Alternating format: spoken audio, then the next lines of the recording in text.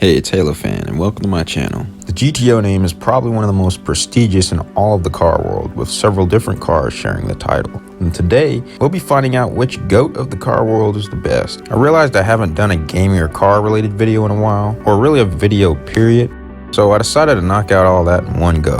And for context, I've had this idea ever since 5th grade when I watched a Speed Channel documentary on muscle cars, made in the 90s or something, that I unfortunately couldn't find after searching for it. But it concluded stating that they wish they could have pitted the 64 Pontiac GTO against the 64 Ferrari 250 GTO, the two legendary GTOs in history.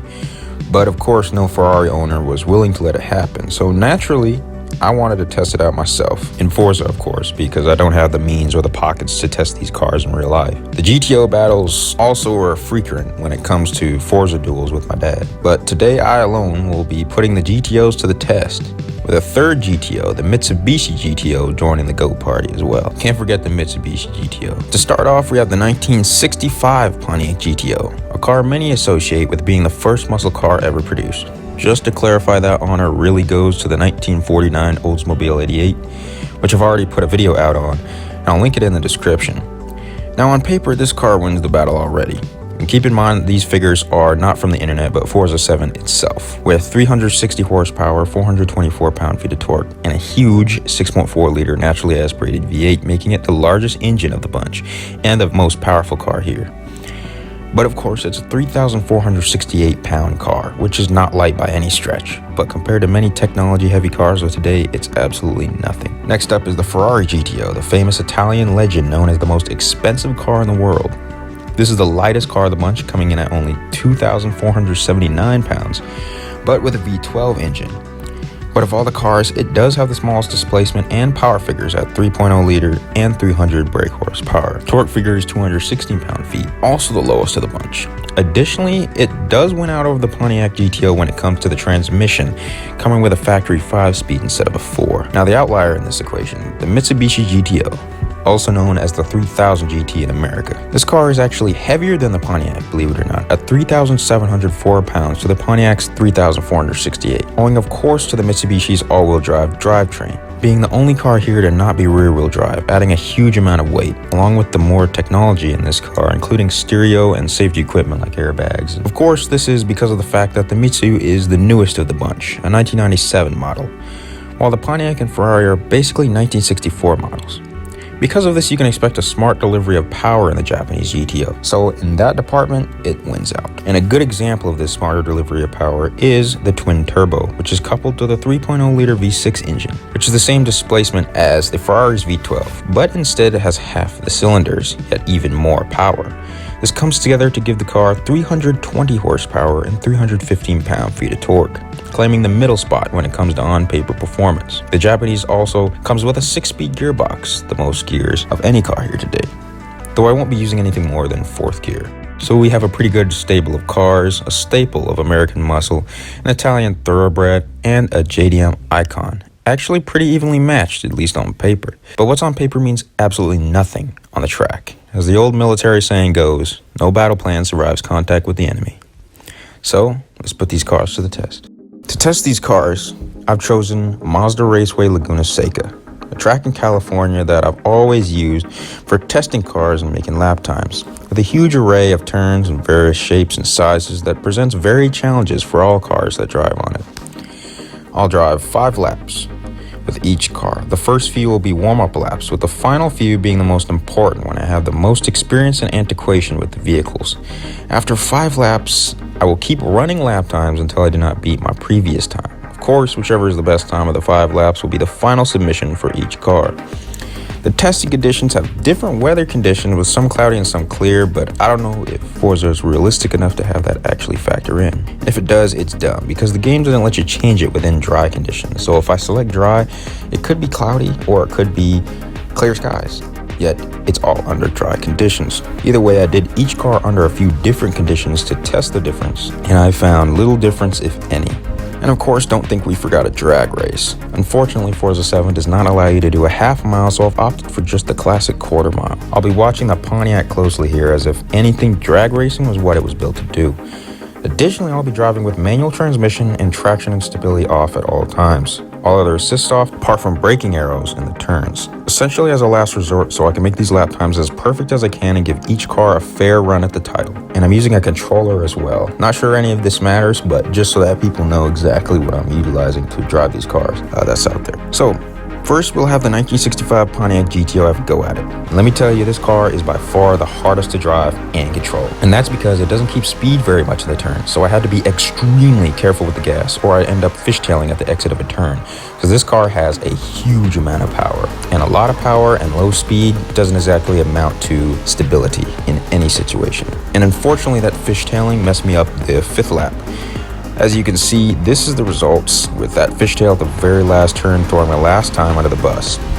But after that, I really wanted to give the GTO a time that it really deserved, so I ran it a 6th time. But as you can see, basically every time is better than the last. And honestly, this car was still fun to drive. It just didn't have the performance capabilities as the other two. So we're now on the 6th run here, and we're a little bit through the lap already. But we're going down this stretch right here where the American muscle car with the big V can really unleash its full power. Going to this turn right here, I slide up quite a bit. It's not able to hold the inside line too good, but once it slides, I can angle it toward the inside of the turret and let the engine loose. And utilize that high power, shoot myself through that turn right there.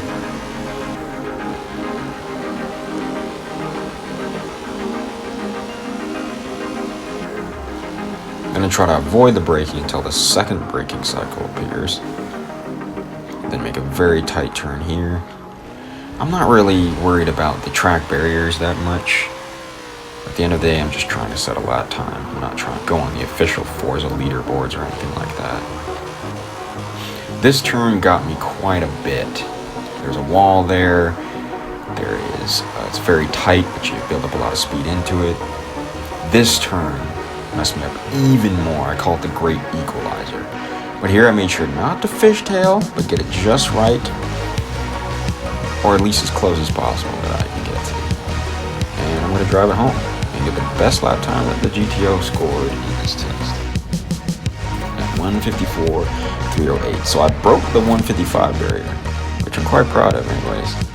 So now that the GTO has posted its final best time, it is now first on the list of one car. Good job, Pontiac. So now that the most powerful but hardest to drive car is out of the way, let's move on to the Ferrari. And I'll tell you, this car is a racer's car. I instantly felt the difference. It was like a 2,000-pound weight had been lifted off me. Wait, that's actually what happened. I was actually having a lot of fun on the warm-up laps.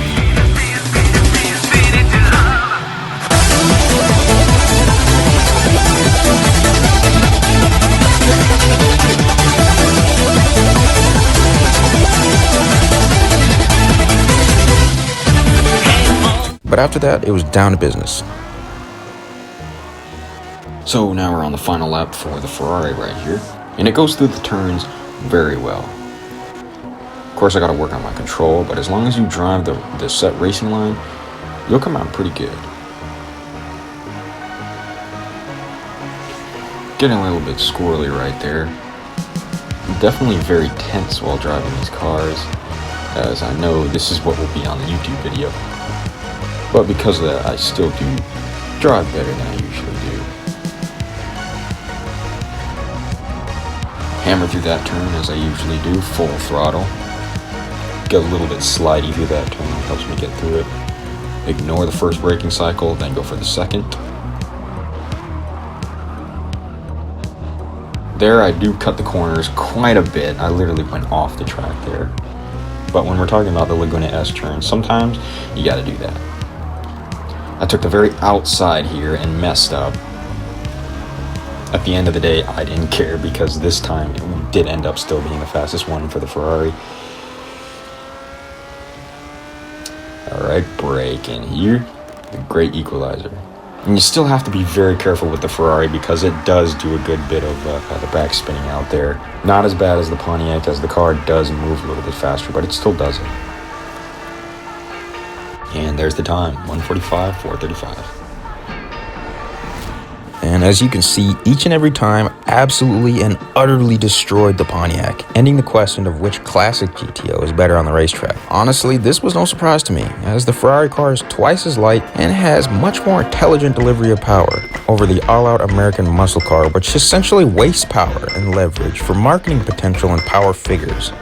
Not to hate on American muscle, as it's my preferred car class. The final car on our list is the Underdog, a much more forgotten GTO of the bunch, and one that was actually only sold in other countries under the GTO name, with its heavy all-wheel drive setup and twin turbos which attempt to make up for the deficit. Now this car was as hard to adjust to as the Pontiac, but once I got adjusted to it, it was very fun to drive. And the reason it was hard to adjust to was the all-wheel drives. But once I learned how to do it, being able to pummel into the turns at full throttle thanks to the all-wheel drive was very fun and allowed me to make the Laguna Seca turn, the S turn that goes down like 2 or 3 stories, much better than the other cars.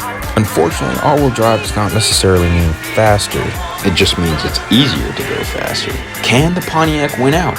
Can the legendary Pontiac GTO secure second place? Or will it be pushed to third place among the GTOs? Or perhaps will the Mitsubishi beat the Ferrari? Will the newer car win out? Now let's take a look at my final best run in the Japanese GTO. Now that we've already started this run, I'll just continue commentating on it. So we go through this turn, and as usual, I pummel into it, rocket into it, but it's a lot harder since it's all-wheel drive, especially when I usually go in full throttle. With a rear-wheel drive car, it's a lot easier to actually complete the turn the way I like to.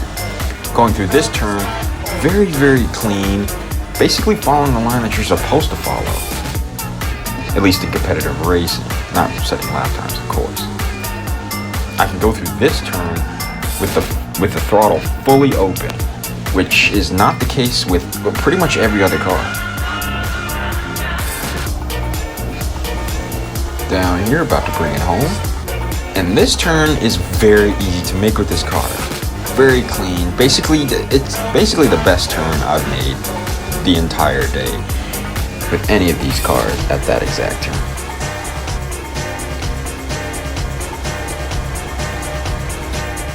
And there's the time, 1:51.652. That's the best time I posted with the Mitsubishi, and is the final time that will go on the leaderboard. As you can see, these are my times, each one better than the last. The Mitsubishi is certainly faster than the Pontiac, but it's still surprisingly slower than the Ferrari. Now, I don't claim to be a good driver in Forza by any stretch, but I drove my hardest. I literally sweat more and more after testing each car, especially trying to get the Pontiac faster and faster, but it just couldn't touch the other cars' times. The Pontiac was just so heavy, hard to control, and stuffed senselessly with wasted horsepower. She fought me at each and every turn. It was like wrestling a big fat bear that really wanted to beat my ass, but had some oven mitts on and fake grandma teeth, so I was able to survive. But of course, that's a common critique of American muscle cars. Well, not that exactly, but at least that they're hard to control. But because that's a common critique, it once again left me not surprised. The Japanese car was great, handled phenomenally, and didn't slide a bit. I would say it's the most stable car of the bunch. Not the fastest, not the coolest looking, not the most stylistically pleasing, but it definitely is the most stable. But the Ferrari was so loose and fast, it had so much room for improvement to perfect better lap times. In fact, my final and best time with the Ferrari, I made many mistakes. It was a lap I didn't feel deserved the best time. Yet, it got that title and still crushed every other car. It crushed every other Ferrari time, all the Mitsubishi times, and the Pontiac times, with the lowest time beating out the Mitsubishi's best, and Mitsubishi basically doing the same with the Pontiac. Ferrari was the most fun to drive too, as you could do it with full throttle the whole time if you wanted to, handbrake or no handbrake, gas plus brake or one or the other, or you could just drive it like it's supposed to, and no matter what, it's fun and it's strong. Now for the quarter mile. We begin once again with the Pontiac GTO. Here I'll do 5 quarter-mile runs, and after 5, keep going until I don't beat my previous time.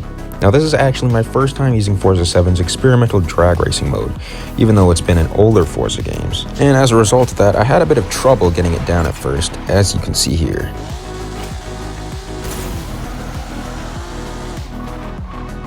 But once I had it at least somewhat understood, I was having a lot of fun, with the Pontiac having a better and better run each time. Eventually it came down to getting the start just right, and not so much my shifting. Either way, it didn't matter, because now that we know the Ferrari is fastest in conventional racing, the Mitsubishi was next.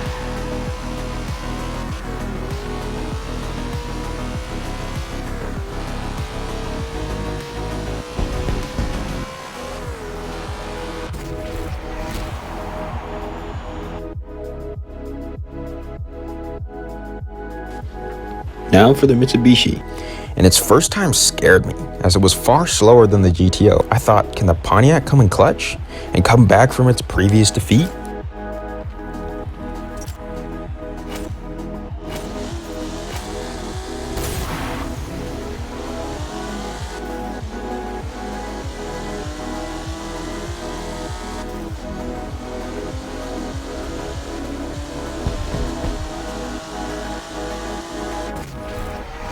My second Japanese time was to be my best ever with the car. I couldn't replicate it or best it at all.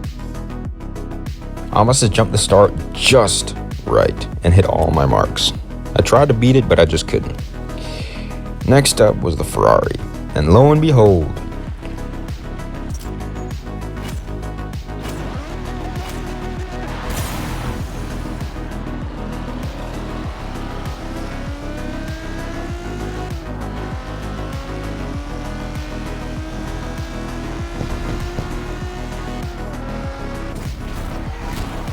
crushing both the Pontiac and Mitsu's times on just the first try. As a result of this, I hung up my automotive testing hat and called it a day. The Ferrari was clearly the superior car. I wasn't even going to drop the 5 quarter-mile runs with it. It doesn't matter that the Mitsubishi was newer or had all-wheel drive, or the Pontiac had a bigger engine. The Ferrari was born to race and nothing else, unlike the other two, which from the start should have been a huge red flag as to which car would win. But nonetheless, this test was one I feel I had to do, as it intrigued me for many years as to which GTO was the very best. And while many believe that one or the other is superior in one way or another for whatever reason, the results have shown the Italians win this contest. Anyways, thanks so much for watching this video. It was a ton of fun to make, and I hope to do another one like this soon. Let me know down in the comments what other car battles you'd like me to do. I've thought about Camaro and Mustang, Mercedes versus BMW, or Charger versus Challenger. Either way, can't wait to see what other possibilities there are. Also, just to let you know, my favorite here is the Pontiac, hands down. If I could take one of these three and didn't have the option to sell it, the Pontiac would be the one. There's just something about a V8 and a classic American car, because it's like it doesn't give a crap if its horsepower is wasted, or if it was the slowest, because they weren't trying to make a legend like the Ferrari. It was just a bad, fast car meant to be cherished by millions, and nothing more. For that, it's my favorite.